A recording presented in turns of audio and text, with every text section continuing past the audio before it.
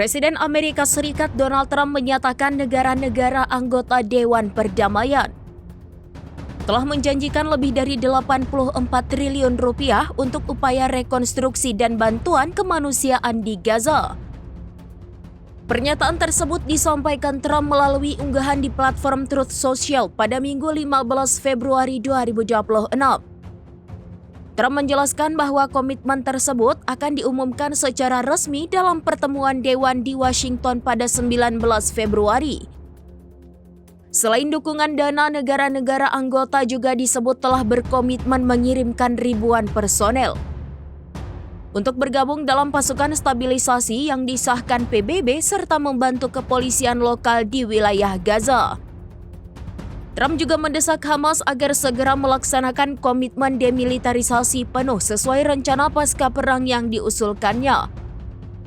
Menurutnya, pelucutan senjata merupakan elemen krusial dalam fase kedua perjanjian gencatan senjata yang dimediasi Amerika Serikat dan disepakati pada Oktober lalu. Rencana tersebut sebelumnya telah mendapat dukungan PBB pada November. Dalam fase kedua itu, pasukan Israel dijadwalkan menarik diri secara bertahap dari Gaza. Sementara itu, Hamas diwajibkan melucuti senjata dengan pengamanan dilakukan oleh pasukan stabilisasi internasional. Dengan begitu, Trump menegaskan Dewan Perdamaian tidak hanya berfokus pada pembangunan kembali Gaza, melainkan memiliki cakupan yang lebih luas.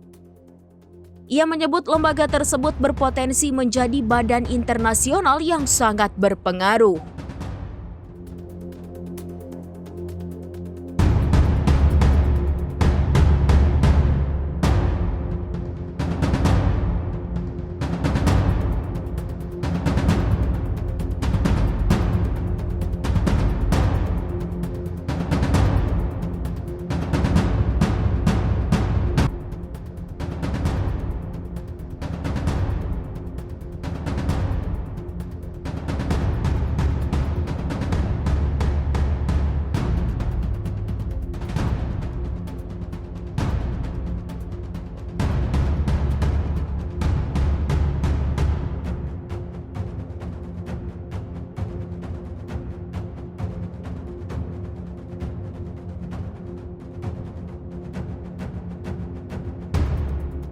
Download Tribun X sekarang, menghadirkan lokal menjadi Indonesia.